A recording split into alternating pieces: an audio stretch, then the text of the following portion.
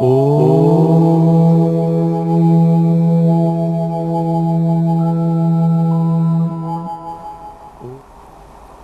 शांति। अपने इस leadership transformational model में आगे बढ़े स्टेप्स बाय स्टेप्स। तो जैसे हमने पर्सनल स्वॉट को देखा, अपनी strengths, weaknesses, opportunities and threats, क्योंकि जब अपनी पर्सनल स्ट्रेंथ्स और वीकनेसेस को आइडेंटिफाई कर लेते हैं तो इस यात्रा में सक्सेस या हार का आधार बन जाता है। वीकनेसेस हम जानते तो है, परंतु कई बार मजबूरी ऐसी आ जाती है जो इस वीकनेस को दूर करना चाहते हुए भी नहीं कर पाते हैं, क्योंकि भविष्य के कॉन्सिक्वेंसेस को हम अच्छी तरह से देख नहीं पाते हैं। और इसीलिए इस मॉडल में, अपने जीवन के प्लानिंग मॉडल में आगे बढ़ते हैं तो हमें अपना भविष्य भी क्लियर नजर आने लगता है। तो तीसरा स्टेप अगर हम लेते हैं तो तीसरे स्टेप में पर्पस ऑफ लाइफ। जैसे देखा कि समुद्र में जब तूफान आता है तो सबसे सुरक्षित स्थान आई ऑफ द स्टॉर्म होता है। इसी प्रकार अपने जीवन के कई तूफानों में सबसे सुरक्षित स्थान भीतर होता है। इसीलिए अपने आप को जानना समझना बहुत जरूरी है, तभी हम ये टर्बुलेंट टाइम्स में भी इफेक्टिव कैसे बनना है, ये हमें एक डायरेक्शन मिल सकता है। तो जैसे ऑर्गेनाइजेशनल मिशन क्लियर होता है, जितने भी ऑर्गेनाइजेशन में काम करने वाले होते हैं, every individual become so clear of what they are for. उसका मिशन क्या है और वो अपने आप को उस ऑर्गेनाइजेशनल मिशन के साथ आइडेंटिफाई करने लगता है। परंतु हमारा अपना पर्सनल मिशन भी तो होगा, पर्पस ऑफ लाइफ तो होगा। तो वो लाइफ का पर्पस क्या है? तो इसीलिए पर्पस जानने से यही समय के अंदर जो तूफान आने वाले होते हैं, उस तूफान के बीच में भी हम इफेक्टिव रह सकते हैं, स्टेबिलिटी को मेंटेन कर सकते हैं। तो यही हमें एक इशारा मिलता है, how to become stable and effective in turbulent times as well. परंतु मनुष्य जीवन में अगर देखें तो अलग अलग सेंटर्स है। हालांकि कई प्रकार के सेंटर्स हमारी लाइफ के होते हैं, विशेष रूप से 5 सेंटर्स हैं। Money centre, power centre, work centre, family centre and social centre. ये 5 सेंटर्स लाइफ के हैं। और मनुष्य जब पर्पस को नहीं जानता है कि उसका हायर पर्पस क्या है, तो फिर इनबैलेंस उसका कहां क्रिएट होता है। या तो वो बहुत ही मनी सेंटर हो जाता है, अर्थात मनी ये उसका प्राइमरी या इंपॉर्टेंट चीज बन जाता है, और कैसे भी करके पैसे को हासिल करना यही उसके जीवन का एक लक्ष्य बन जाता। यही उसके जीवन का पर्पस है कि बस कमाना है, कमाना है, कमाना है। ये रियलाइज नहीं करता कि पैसे होने के बाद भी अगर लाइफ नहीं है तो कोई मतलब नहीं है। पैसा सब कुछ नहीं दे सकता है, लेकिन जो मनी कॉन्शियसनेस है तो उसके लिए पैसा ही सब कुछ है। तो ये इनबैलेंस उसकी लाइफ में क्रिएट करने लगता है। दूसरा सेंटर जो है पावर सेंटर, और पावर सेंटर में व्यक्ति बस अपने आप में पावर को हासिल करने के पीछे लगा रहता है कि कैसे भी करके मुझे पावर चाहिए, शक्ति चाहिए, अथॉरिटी चाहिए। और इसीलिए उस पावर को प्राप्त करने के लिए, उस शक्ति को, अथॉरिटी को प्राप्त करने के लिए वो कुछ भी कर सकता है। तो जो मनी सेंटर होता है उसके लिए मनी सब कुछ है। जो पावर सेंटर होता है वो कैसे भी करके अपने हाथ में सारी सत्ता आ जाए उसके लिए कुछ भी कर सकता है, और वो सत्ता के लिए अपना जीवन बना देता है। बस पावर एंड अथॉरिटी यही उसके जीवन का एक ध्येय बन जाता है, और इसीलिए उसके लाइफ में भी इम्बैलेंसेस क्रिएट होने लगते हैं। वो भी अपनी मानसिक स्टेबिलिटी को बना नहीं सकते। तीसरे प्रकार के लोग हैं जो वर्कोहॉलिक होते हैं, वर्क सेंटर, और इतना वर्कोहॉलिक हो जाते हैं कि काम ही उसके लिए सबसे प्रथम चीज है, प्रायोरिटी है। फैमिली भी बाद में, सब कुछ बाद में, बच्चे भी बाद में, उसका जीवन भी बाद में, उसका हेल्थ भी बाद में, लेकिन वर्क उसके लिए सब कुछ है। और इसीलिए वो सारा दिन समय अपना वर्क में ही बिताता रहता है। Workaholic, too much workaholic. तो वो भी लाइफ में इम्बैलेंस क्रिएट करने लगता है कि वो भी सक्सेसफुल नहीं हो पाते हैं। एक फील्ड में सक्सेसफुल हो जाएंगे लेकिन दूसरी ओर उसका लाइफ टोटल ही खत्म हो जाएगा, उसका जीवन जीवन नहीं रहेगा। चौथा है फैमिली सेंटर। उसके लिए सब कुछ उसकी फैमिली है, फैमिली के बिना बस कुछ नहीं है उसका। वर्क भी बाद में, पैसे भी बाद में, सब कुछ बाद में, लेकिन पहला उसका फैमिली। और इतना फैमिली कॉन्शियस हो जाते हैं, बस उसी में ही सारा जीवन जैसे उसका बीतता जाता है। टू मच अटैचमेंट, बहुत ज्यादा ही मोहवश वो परिवार को अपना प्रथम सब कुछ स्थान दे देता है। और पांचवें प्रकार के लोग हैं जिसका सोशल सेंटर होता है। वो कोई ना कोई सोशल एक्टिविटी में जुड़े रहते हैं, कोई ना कोई ऑर्गेनाइजेशंस के साथ जुड़े रहते हैं, सोशल ऑर्गेनाइजेशंस के साथ, और सोशल एक्टिविटी को ही ज्यादा महत्व देने लगता है।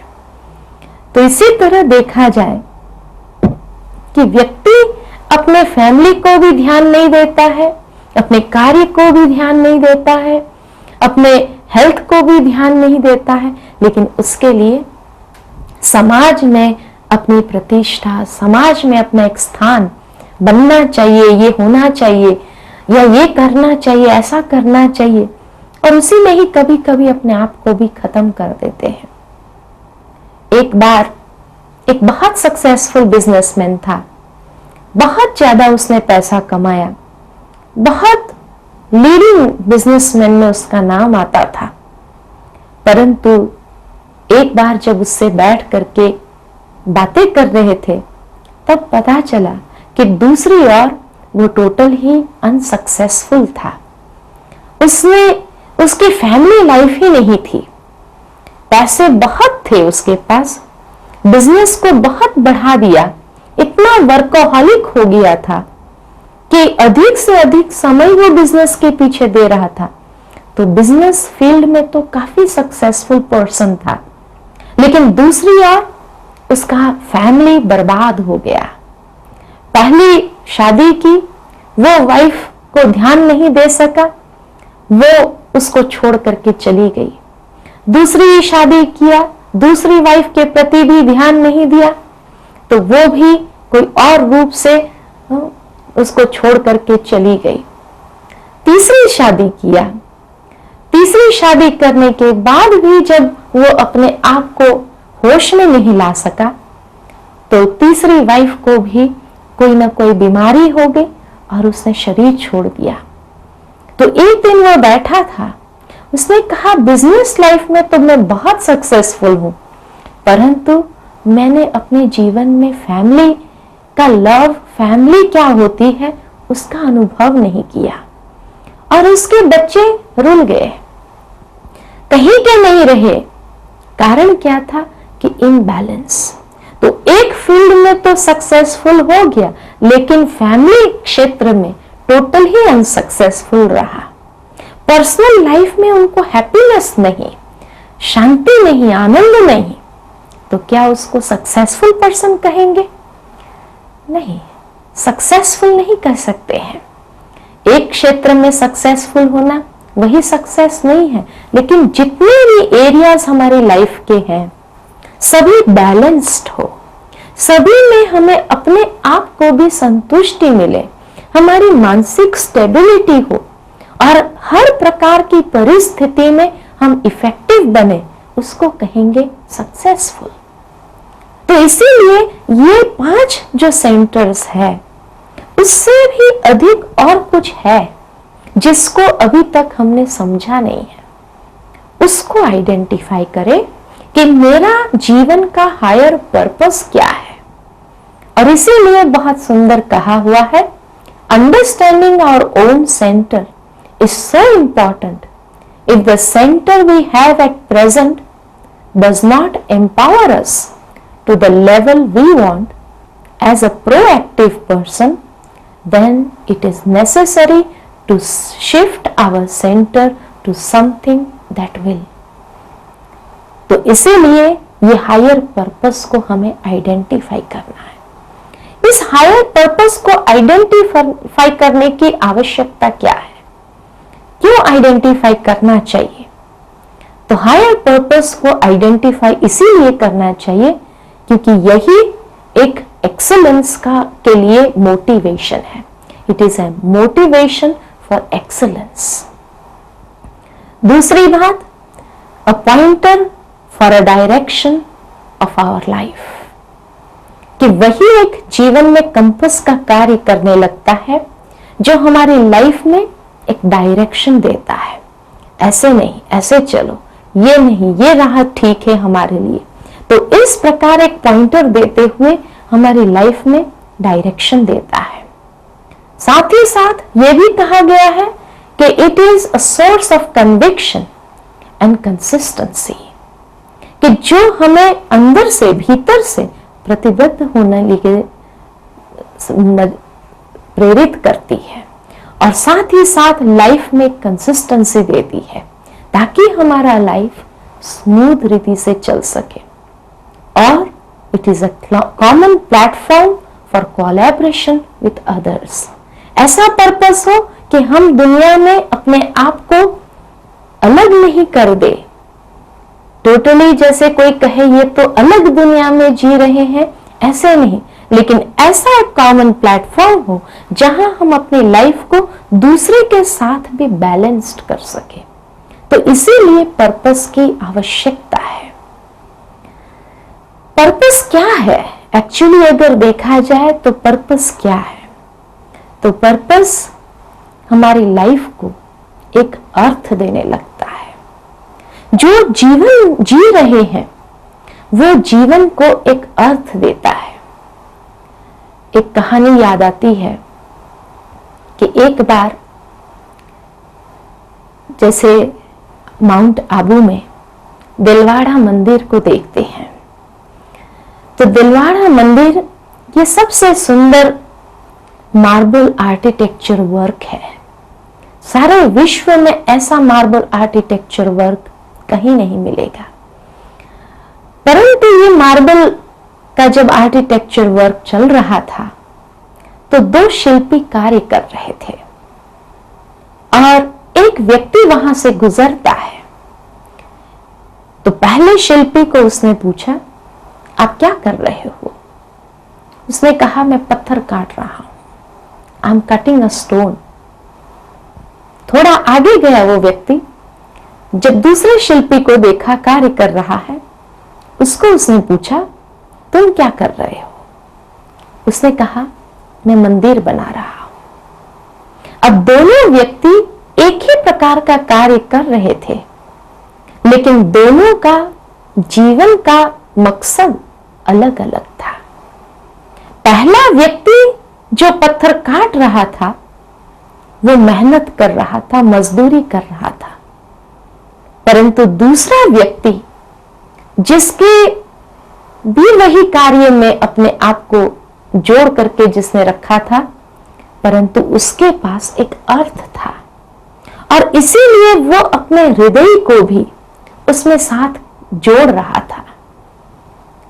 पहला व्यक्ति जिसके पास कोई मीनिंग नहीं था कि ये पत्थर काटने का काम मैं क्यों कर रहा हूं, परंतु दूसरा व्यक्ति जो था उसके पास इतनी क्लैरिटी थी कि ये पत्थर जो मैं काट रहा हूं, जो बना रहा हूं, वो एक दिन मंदिर का सबसे अच्छा पीस होना चाहिए जिसको देख करके लाखों लोग एप्रिशिएट करें। तो उसके पास भविष्य भी बहुत क्लियर था कि किस प्रकार समय आएगा, लोग जब देखेंगे तो आश्चर्यचकित हो जाएंगे कि ये पीस किसने कार्व किया है, कितना सुंदर है, और लोग देख देख करके एप्रिशिएट करेंगे। तो इसीलिए वो जो काम कर रहा था उसमें वो अपने हृदय को जोड़ रहा था और साथ ही साथ इतना सुंदर से सुंदर बना रहा था, तो एक अर्थ दे रहा था उसके कार्य में।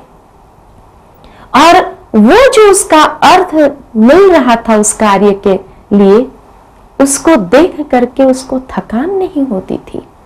सारे दिन कार्य करने के बाद भी शाम को भोजन के बाद जब रेस्ट का समय होता था तभी भी उसका मन चलता था, इसको और सुंदर रूप कैसे मैं दे सकता। जबकि दूसरा व्यक्ति सारा दिन काम करने के बाद रात्रि ऐसे थक जाता था क्योंकि वो मेहनत और मजदूरी कर रहा था। इसी प्रकार हम अपने जीवन में कोई अर्थ से जी रहे हैं या सिर्फ मेहनत और मजदूरी कर रहे हैं। हमारे जीवन का अर्थ क्या है? आजकल कहा जाता है कि विदेशों में लोगों के सामने सबसे बड़ा यही प्रश्न है कि व्हाट डज लाइफ मीन, आखिर भी जीवन का मतलब क्या है, किस लिए हमें ये जीवन मिला है। इस जीवन का कोई तो अर्थ होगा ताकि हम अर्थ सहित जीवन बिता सके। वो अर्थ अभी तक लोगों के सामने स्पष्ट नहीं है और इसीलिए वो अपने जीवन का पर्पस ढूंढ रहे हैं। तो पर्पस क्या है? Purpose is to follow your heart. हमारा हृदय जो हमें कह रहा है उसको हम फॉलो करें and do the things that really matter, ताकि हम वही करें जो हमारा हृदय कह रहा है, न कि दिमाग कह रहा है, लोग कह रहे हैं इसीलिए मैं ये कर रही हूं या कर रहा हूं, लेकिन मेरा हृदय मुझे कह रहा है वो मुझे करना है। दूसरी बात, पर्पस वह है कि जो हमारे भीतर शक्तियां हैं, अर्थात to recognise and use your resources and talents for the greater good, अच्छे से अच्छे रूप में उसको यूज करें। हमारी शक्तियां, हमारी स्किल्स, हमारी कलाएं जो हमें गॉड गिफ्ट के रूप में प्राप्त हुई है उसको बहुत अच्छी तरह से हम यूज करें ताकि हमें उसको यूज करने से एक जीवन में सेटिस्फैक्शन मिले कि मैंने अपना जीवन व्यर्थ नहीं गवाया, परंतु भगवान से जो मुझे टैलेंट्स मिली थी, जो शक्तियां मुझे मिली थी, वो शक्तियों का मैंने सही सदुपयोग किया। तीसरी बात, purpose gives you an anchor and a source of direction, कि जहां हमें अपने आप को रोक लगाना है, अगर हम अपनी दिशा से हट भी गए हैं, दूसरी दिशा में भी चले गए हो, तो वो हमें एंकर देता है कि नहीं, ये दिशा में हमें नहीं जाना है, इस दिशा में हमें जाना है। मानो तूफान अगर ले भी जाने की कोशिश करे तो हम अपने जीवन को एंकर दे सके। कि नहीं, इस प्रवाह में मुझे बहना नहीं है, भावना के प्रवाह में मुझे आकर के बहना नहीं है, या लोग जिस प्रवाह में चल रहे हैं उस प्रवाह में मुझे अपने आप को ले नहीं जाना है, लेकिन मुझे अपनी लाइफ को जिस तरह से मैं जीना चाहती हूं वैसे जीना है। इसी तरह purpose is to explore what is meaningful and truly be you. जो हमारे लिए बहुत ही रहस्य युक्त बातें समाई हुई है उसको हम एक्सप्लोर करें। जैसे आज बाह्य जगत को एक्सप्लोर किया है ना, और अच्छे से अच्छी चीजें मनुष्य ने ढूंढ निकाला है, और जब वो ढूंढते हैं तो कितनी सेटिस्फैक्शन उनको मिलती है। इसी प्रकार लाइफ में जब पर्पस है तो हम एक्सप्लोर कर सकते हैं हमारी लाइफ को भी। और इसीलिए कहा कि भविष्य कांस्टेंट हमारे सामने नई नई प्रेरणाओं के साथ खुलने लगेगा। पर्पस कंटिन्यूज टू अनफोल्ड, अलग अलग सीक्रेट्स को हमारे सामने खोलने लगेगा। तो इसीलिए ये पर्पस है। और पर्पसफुल जीवन जीने से बेनिफिट क्या है, क्या हमें प्राप्ति होनी है, क्यों हमें पर्पसफुल जीना चाहिए। पर्पस को तो समझ लिया, परंतु पर्पसफुल लाइफ क्यों होनी चाहिए। तो कहा गया है कि purpose acts as a screen to filter your choices and activities and a foundation to build your future. तो जैसे हम अपना फ्यूचर बनाना चाहे वैसे बना सकते हैं। दूसरा, purpose allows us to live and work in a sustainable way. हम अपने आप को सस्टेन कर सके, चला सके, जीवित रह करके आगे बढ़ सके। इसीलिए तीसरी बात, purpose gives a constituency and continuity in this ever changing world. जो तीव्र गति के परिवर्तन के युग में हम जी रहे हैं उसमें भी हमें नवीनता प्रदान करेगा, जिससे हम अपने जीवन से कभी ऊब नहीं जाएंगे, लेकिन जीवन हमें बहुत सुंदर महसूस होने लगे। And it encourages you to adopt an attitude of service, कि जिससे हम जो सेवा भी करना चाहते हैं वो भी कर सकते हैं, दूसरों के साथ मिलकर के वो मनोवृत्ति, वो दृष्टिकोण जीवन में अपना सकते हैं, जिससे हम खुद की सेवा भी करें और साथ में सारे विश्व की सेवा के लिए भी अपने आप को यूजफुल बनाएं। तो इसीलिए पर्पस हमें बहुत कुछ जीवन में देता है। तो ये आइडेंटिफाई करो कि आपका पर्पस क्या है। क्या जीवन सिर्फ ऐसे ही जी लेना, वो तो पशु पक्षी भी जी रहे हैं।